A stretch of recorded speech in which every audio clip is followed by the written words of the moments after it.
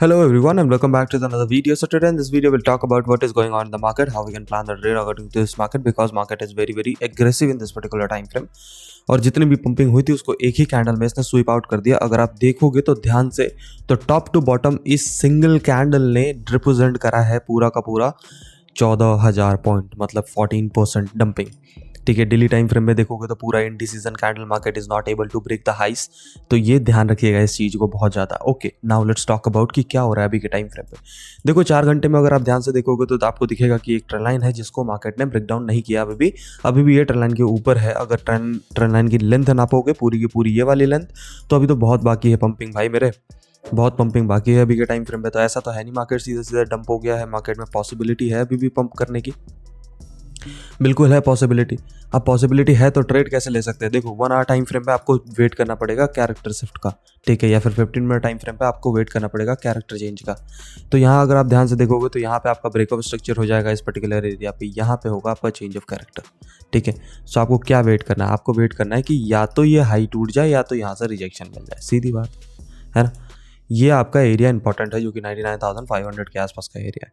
तो या तो मार्केट इस हाइस को तोड़ के रिट्रेसमेंट करके पंपिंग करने की कोशिश कर जाए, ठीक है, या तो मार्केट ऊपर आए और यहाँ रिजेक्शन ले ले, लोअर हाइस फॉर्मेशन करते हैं एंड देन फिर आपके पास शॉर्टिंग अपॉर्चुनिटी बनेगी. कैसे, ठीक है, देखो यहाँ पे क्या कर रहा है, हायर हाइस फॉर्मेशन कर रहा है ना, तो इसको करने दो ना, हायर हाइस फॉर्मेशन बनाने दो. जब ये लोअर हाइस फॉर्मेशन में कन्वर्ट हो तब शॉर्ट ले लो.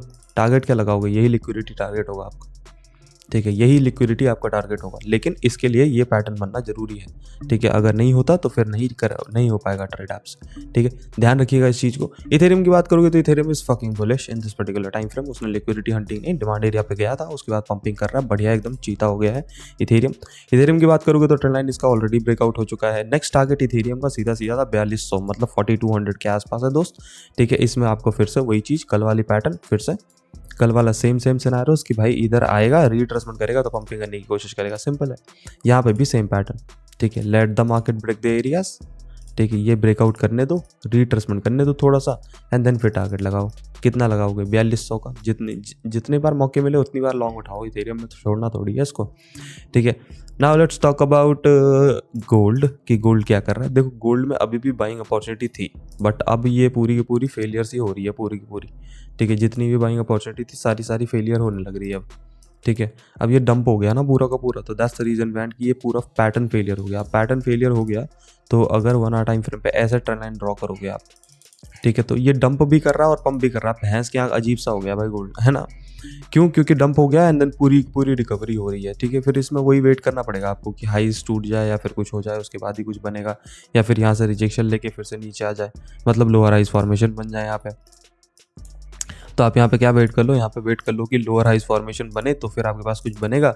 अदरवाइज ब्रेकआउट एंड रिट्रेसमेंट हो तो लॉन्गिंग अपॉर्चुनिटी देखो, ठीक है. ब्रेकआउट रिट्रेसमेंट हो तो लॉन्गिंग अपॉर्चुनिटी देखिए, ठीक है. फेलियर होगा तो शॉर्ट साइड ट्रेड देखना. थोड़ा सा अजीब परफॉर्म कर रहा है क्योंकि 4 आवर टाइम फ्रेम में इसको टेक्निकली पंप करना चाहिए था बट नहीं किया.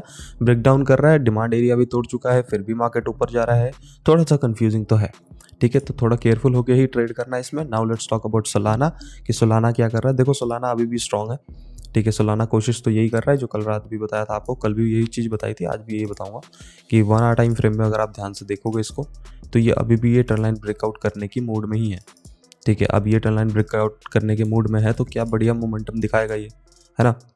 तो यहाँ पे आप वेट कर लो इस हाइस के ब्रेक करने का, 10 सेट. उसके बाद आपके पास एक परफेक्ट अपॉर्चुनिटी है ऊपर की साइड. यहाँ तक का टारगेट सेट कर सकते हो, 2263 के आसपास तक का टारगेट आप सेट कर सकते हो. एटम में जिन्होंने ट्रेड उठा रखा है उनके तो मज़े ही मज़े हैं दोस्त, क्योंकि अभी तक तो एटम बहुत प्यारा फट चुका है, ठीक है. सॉरी एटम कह रहा हूँ, ऑक्शन बहुत तगड़ा फट चुका है अभी तक. अब इसके टारगेट्स भी हिट होना स्टार्ट हो जाएंगे. तो या एटम बहुत तगड़ा फट चुका है अभी के टाइम फ्रेम पे. उसके बाद पॉपकैट की बात करते हैं तो पॉपकैट को आपको बताया गया था कि इस पर्टिकुलर एरियाज़ पे सही है इसको पिक करना. होपफुली आपने पिक कर लिया होगा क्योंकि यही एरियाज़ था जहाँ से ये पंपिंग कर सकता था. एंड अगर आप ध्यान से देखोगे तो हमारे एरिया से नियर अबाउट 12% पंप हो चुका है ये अभी तक, ठीक है. XRP में डेडनेस थोड़ी सी ज़्यादा दिख रही है, थोड़ा केयरफुल होना उसमें, ठीक है. WLD में रीट्रेसमेंट ऑलमोस्ट 2.8 पे हो गया था. TIA में बात करूँ, TIA में रीट्रेसमेंट नहीं हुई बट ठीक दिख रहा है वो. Other than this crypto currency Solana को आप देख लेना, बहुत ज़्यादा नज़र रखना। That's it. आज के लिए इतना ही। वीडियो अगर पसंद आया हो तो लाइक शेयर कमेंट करना, चैनल पर अगर नए हो तो सब्सक्राइब करना मत भूलना। मिलते हैं नेक्स्ट वीडियो में, तब तक के लिए stay healthy stay safe, good night.